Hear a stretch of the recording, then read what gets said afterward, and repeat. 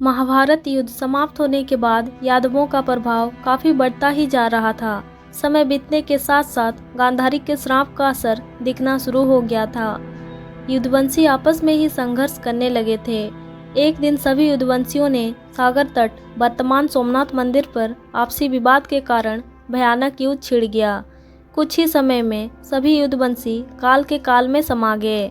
इस स्थिति को देखकर बलराम जी बेहद दुखी हुए और वही सागर तट पर बैठकर अपना देह त्याग कर दिया। भगवान श्री कृष्ण और उनके सारथी दारूक ने देखा कि बलराम जी के मुख से एक विशाल नाग बाहर निकल रहा है और कुछ ही समय में वो नाग सागर में समा गया। इस तरह बलराम जी जो शेषनाग के अवतार में थे, शरीर त्याग कर सागर में चले गए। सोमनाथ मंदिर के कुछ ही दूरी पर जहां बलराम जी ने देह त्याग किया था, वहां बलराम जी का एक मंदिर बना हुआ है।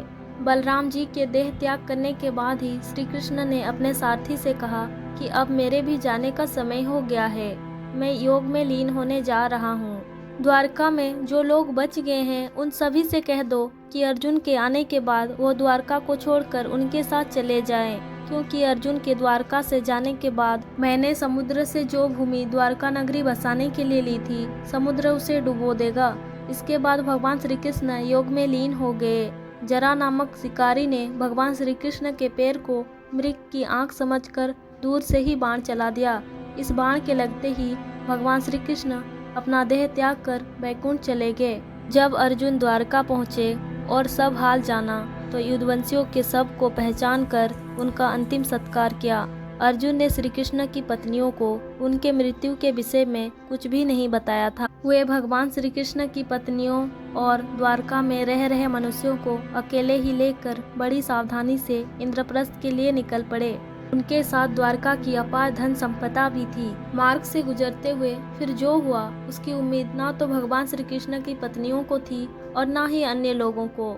उनके साथ क्या हुआ ये जानने से पहले अगर आपने अभी तक हमारे चैनल को सब्सक्राइब नहीं किया है तो चैनल को सब्सक्राइब करके बेल आइकन दबाना ना भूलें। रास्ते में अभिवर्ग के लोगों ने इतनी महिलाओं की रक्षा के लिए केवल एक योद्धा को देखकर उन पर आक्रमण कर दिया और श्री कृष्ण की पत्नियां सहित सभी को बंदी बना लिया और उनका सारा धन लूट लिया। जिस अर्जुन ने पूरे महाभारत युद्ध में अपने विरोधियों के पसीने छुड़ा दिए थे, वह भी उनकी रक्षा नहीं कर सका। भगवान के इस संसार से जाने के पश्चात अर्जुन ने अपनी शक्तियां खो दी थी, क्योंकि अर्जुन को जिन कारणों के लिए अपनी शक्तियों का उपयोग करना था वे अब पूरे हो चुके थे। अर्जुन ने युद्धवंशी के लोगों की रक्षा का हर संभव प्रयास किया, परंतु उसके सभी अस्त्र असफल रहे।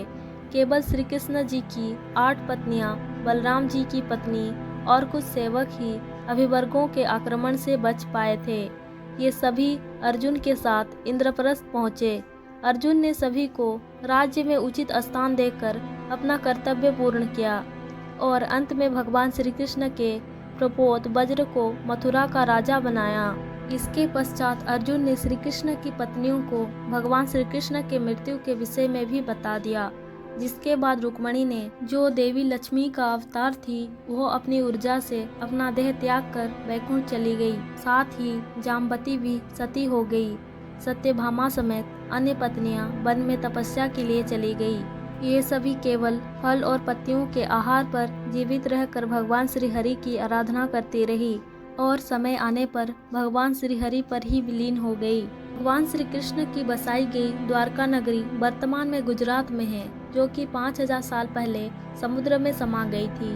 अब वो समुद्र में ही डूबी हुई है। तो मित्रों, आशा करती हूँ कि आपको ये वीडियो पसंद आया होगा। अगर सच में वीडियो पसंद आया हो तो लाइक करें, वरना डिसलाइक करें और वीडियो शेयर करना ना भूलें।